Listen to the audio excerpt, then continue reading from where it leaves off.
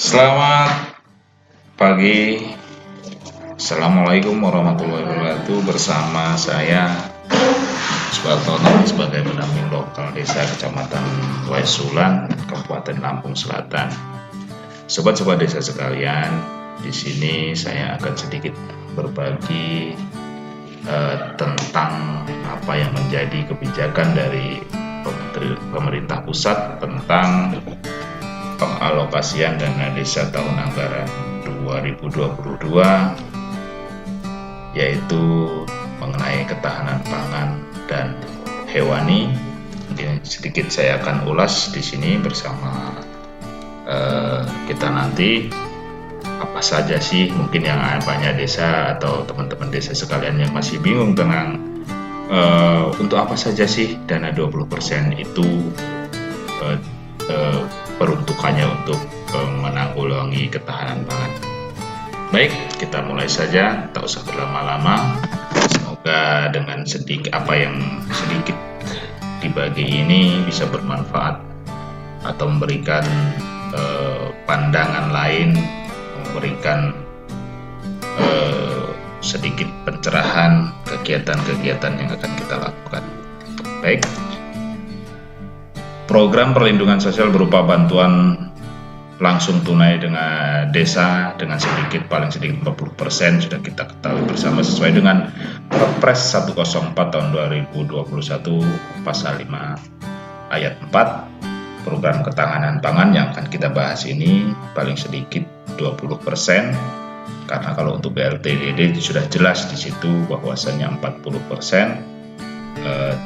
sesuai dengan peruntukannya, jumlah KPM sudah jelas.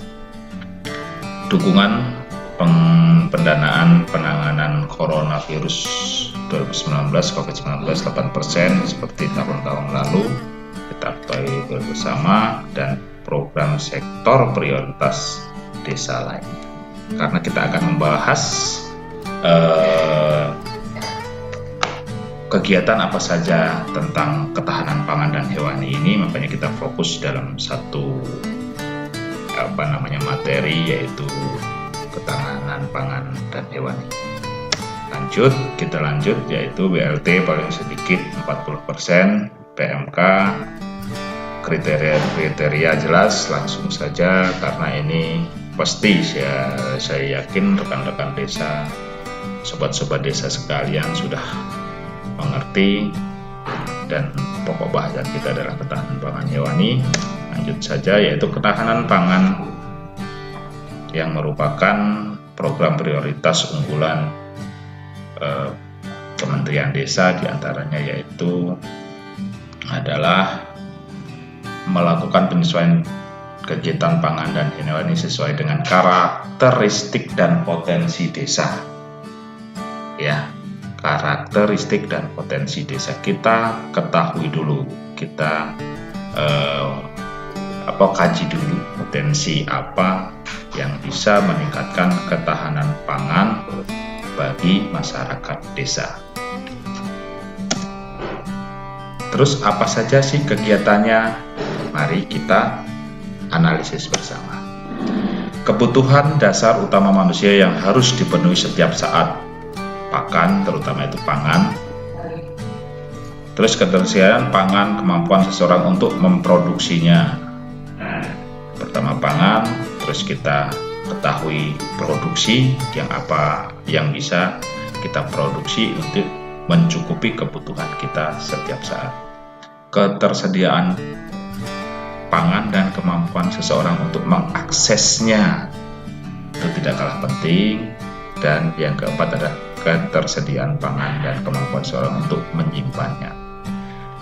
Kebutuhan dasar utama manusia yang setiap hari harus dipenuhi itu adalah yang utama, kalau kita bahan pokoknya adalah beras. Contohnya ketersediaan pangan, kemampuan seseorang untuk memproduksinya, berkaitan dengan lahan, sawah, bibit, dan lain sebagainya. Terus ketersediaan pangan, kemampuan untuk mengakses, akses itu adalah jalan produksi tani. Nah, di sini jika kita telah bahwasanya untuk mengaksesnya bahwa hasil apa yang sudah kita kita proses seperti penanaman padi dan lain sebagainya, akses untuk mencapai itu apakah masih baik atau buruk. Nah, dana yang 20% ini bisa kita pakai untuk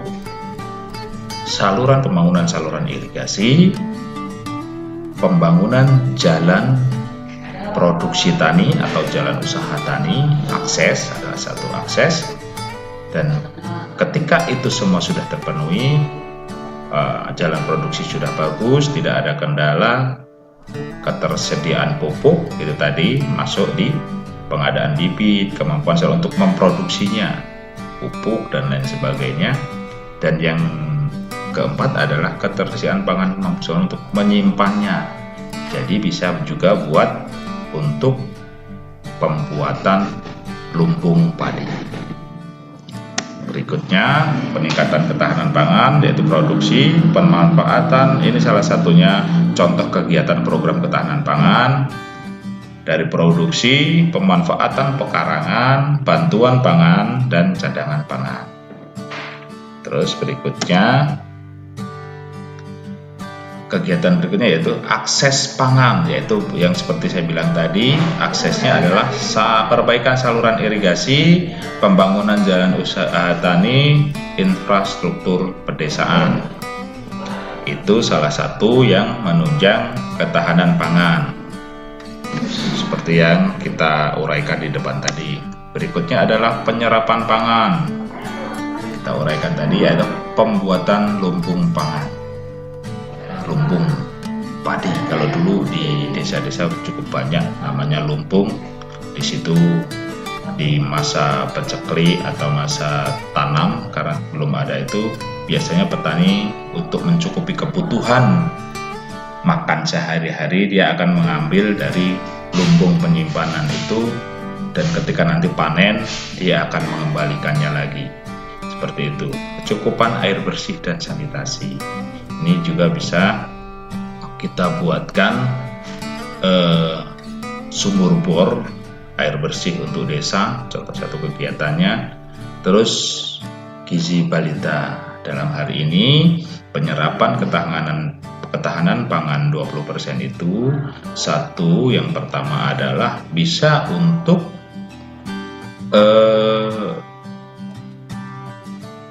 penyediaan pupuk, bibit, dan lain-lain. Yang kedua untuk infrastruktur, pembuatan saluran irigasi, terus pembuatan peningkatan jalan tani tadi seperti itu dan lain sebagainya. Dan yang ketiga yaitu pembuatan lumbung pangan, air bersih, dan gizi balita. Karena gizi balita ini sangat penting, teman-teman desa sekalian, kerabat desa, bahwasannya gizi balita itu juga seiring sejalan dengan peningkatan atau pencegahan stunting ya. Salah satunya itu pencegahan untuk mencegah terjadinya stunting. Bisa kita serap dengan dana ketahanan pangan dan hewani. Oh ya, ada yang kelupaan tadi, bahwasanya juga bisa kita bantuan untuk bibit ternak, umpamanya bisa jadi ayam, itik, dan lain sebagainya yang diambil telurnya atau dagingnya. Terus bibit perikanan juga kita buat, nanti dikolaborasikan. Harapannya ketika dibantu dengan pakan 20% itu pangan dan hewani 20% itu tidak habis begitu saja, ada pemanfaatannya dan bisa dirasakan semua masyarakat.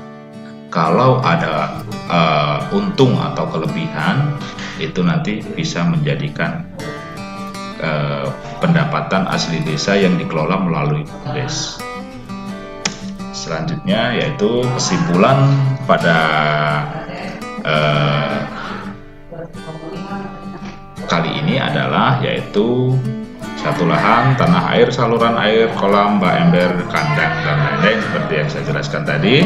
Salpras, benih, pupuk, obat, alsintan, kandang, bibit ayam, ikan lele, dan lain-lain. hasil produksi pajale, buah ayam, bebek, telur, ikan, lele, sapi, kambing, dan lain-lain. 4 penyimpanan adalah lumbung makanan, dan lain-lain.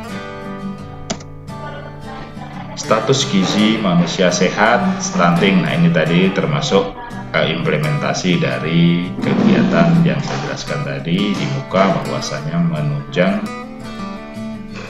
penurunan stunting adalah program yang selalu dikebor-keborkan oleh pemerintah, bahwasanya ketika angka stunting di Indonesia menurun, insya Allah generasi kita adalah generasi yang sehat, yang cerdas, yang bisa kita andalkan untuk masa depan, untuk yang lebih baik lagi. Dan demikian mungkin sedikit penjelasan dari saya, mungkin banyak kekurangan, saya mohon maaf, dan sedikit membuka wawasan, hanya sedikit, saya yakin hanya sedikit bahwasanya yang bisa dapat saya sampaikan. Jadi mudah-mudahan dapat menjadikan gambaran. Nanti ada yang masih bingung tentang kegiatan ketahanan pangan, itulah gambarannya. Demikian dari saya akhiri. Salam berdesa, ayo maju bersama desa membangun Indonesia. Wassalamualaikum warahmatullahi wabarakatuh.